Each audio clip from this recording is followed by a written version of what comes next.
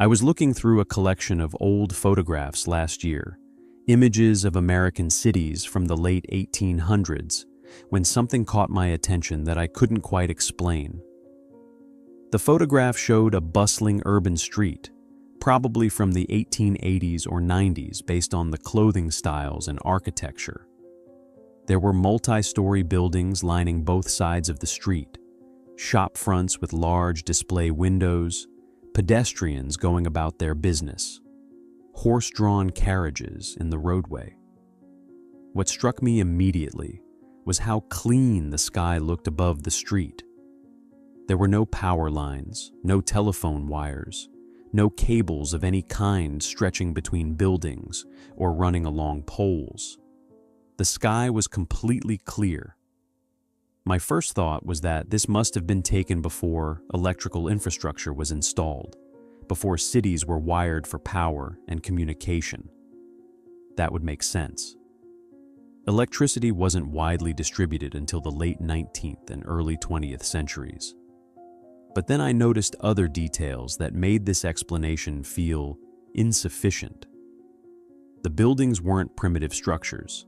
They were substantial, well-built, multi-story constructions with large windows suggesting interior lighting was expected.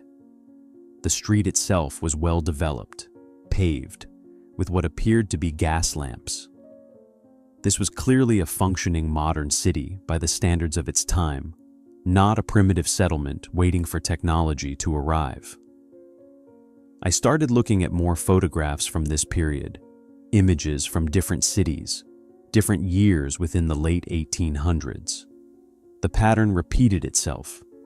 Photograph after photograph showed developed urban environments, cities with substantial populations, commercial districts, public buildings, transportation infrastructure, all functioning without any visible overhead wiring.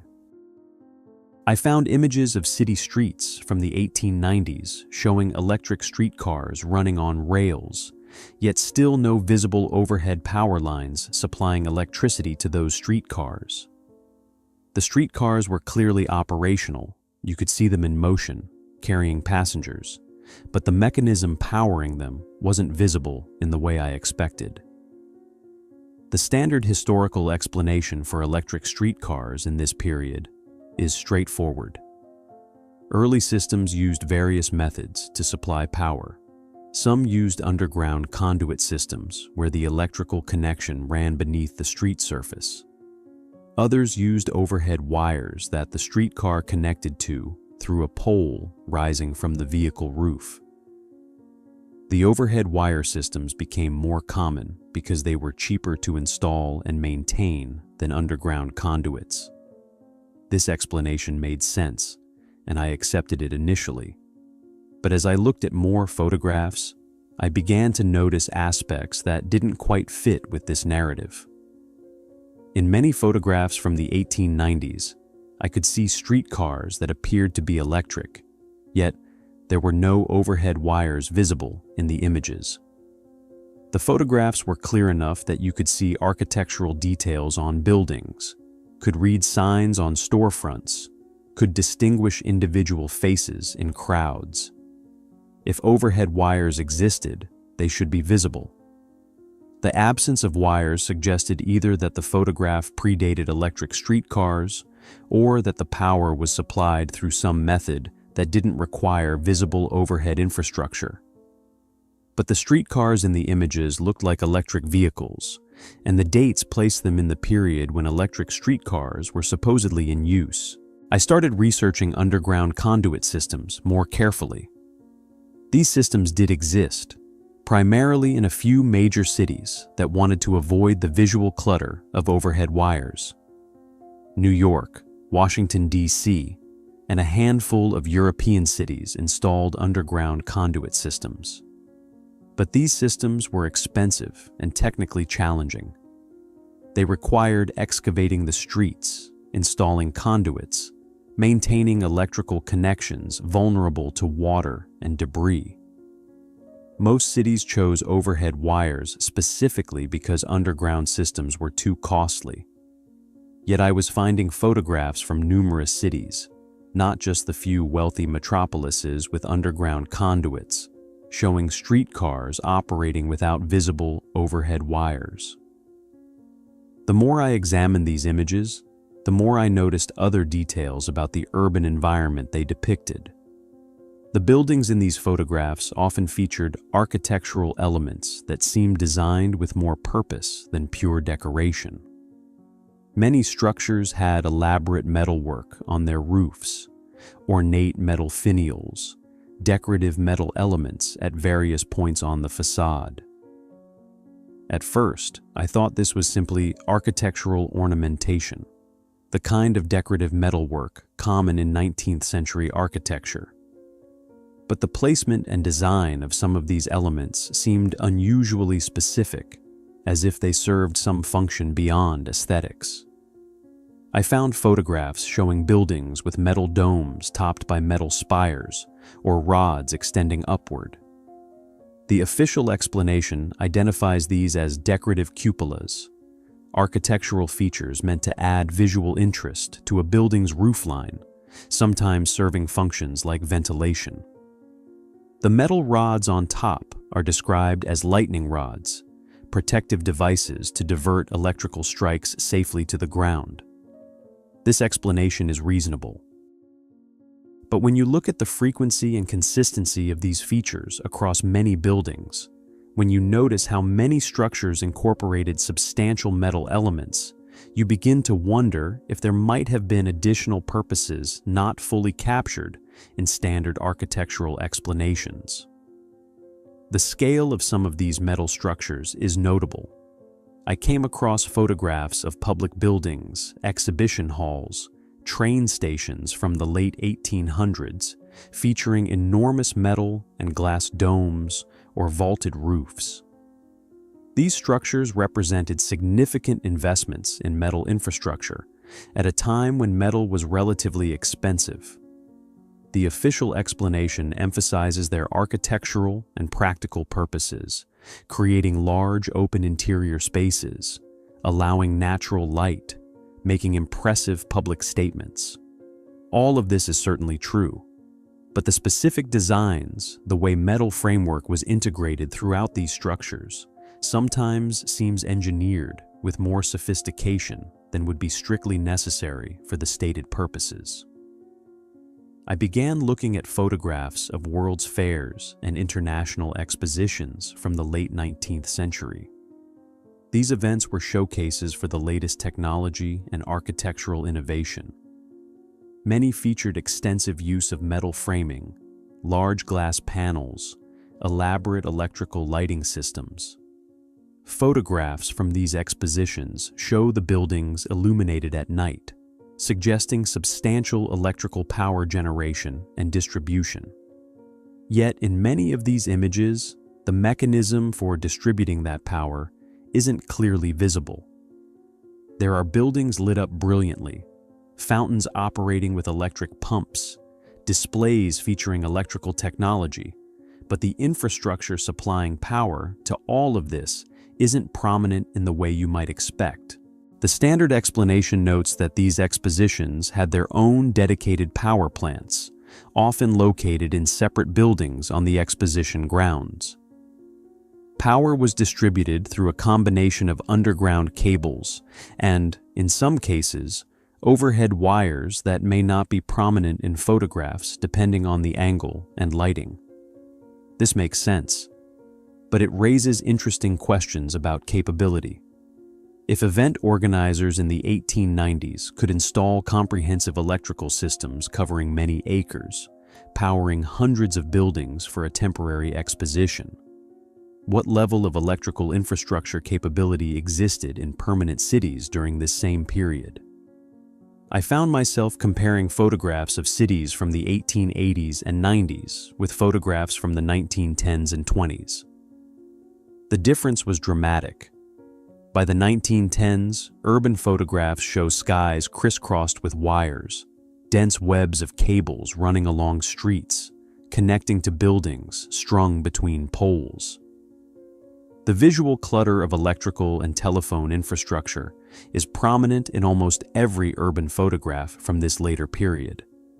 But the earlier photographs, from periods when electric lighting and electric streetcars were supposedly already in use, showed much cleaner skylines. Something changed between the 1890s and the 1910s, something that made overhead wiring suddenly ubiquitous in a way it hadn't been before. The standard historical timeline explains this shift as the result of expanding electrical systems. Early electrical adoption was limited and patchy, with power available only in certain districts or to certain customers. As electrical use became more widespread in the early 20th century, as more buildings connected to electrical grids, as telephone systems expanded, the overhead infrastructure grew denser and more visible. This progression makes sense as a general narrative. But it assumes that early electrical systems were small and limited. The photographs I was examining suggested something different. They showed cities that appeared fully functional, fully developed, with substantial infrastructure, yet without the visible overhead wiring that supposedly should have been present. I started examining photographs of residential neighborhoods from the late 1800s. These images showed streets lined with substantial houses, multi-story homes with large windows suggesting interior lighting was expected.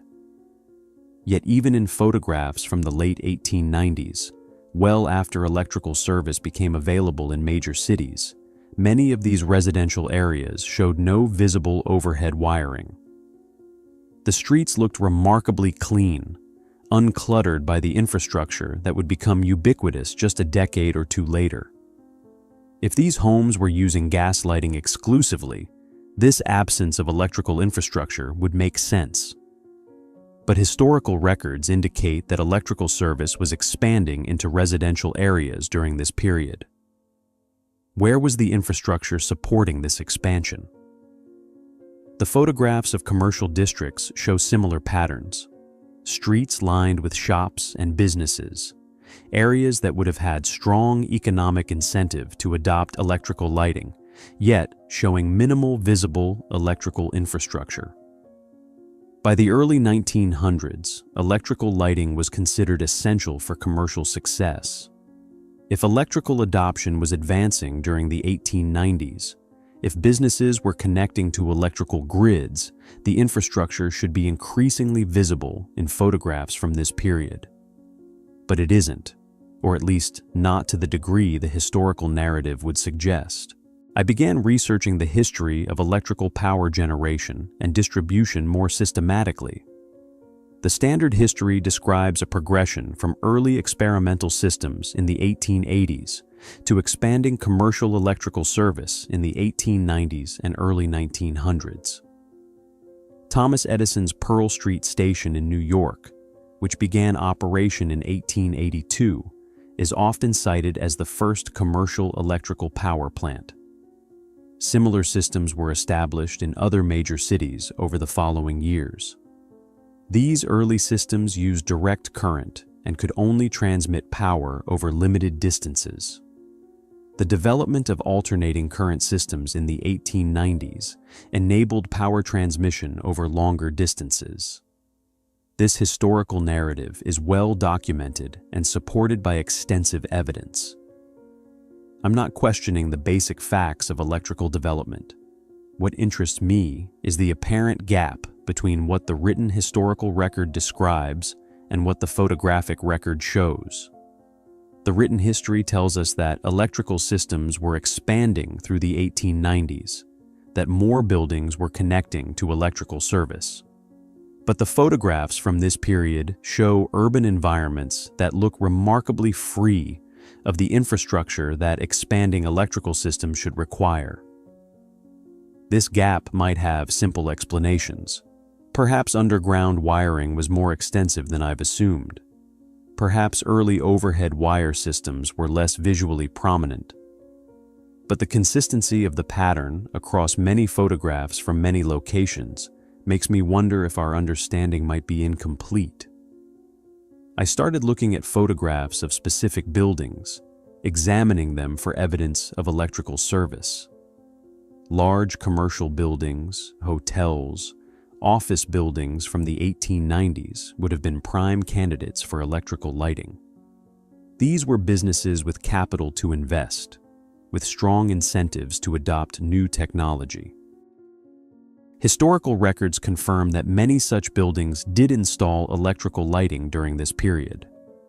But when I looked at photographs of these buildings from the time, I struggled to see evidence of electrical connection. No visible service wires running from street poles to the buildings, no electrical meters or connection boxes visible on exteriors.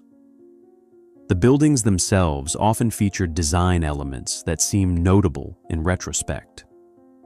Many had metal-clad domes or roof structures, decorative metal cornices along their roof lines, metal window frames, extensive use of metal in their architectural detailing. The standard explanation emphasizes decorative and structural purposes.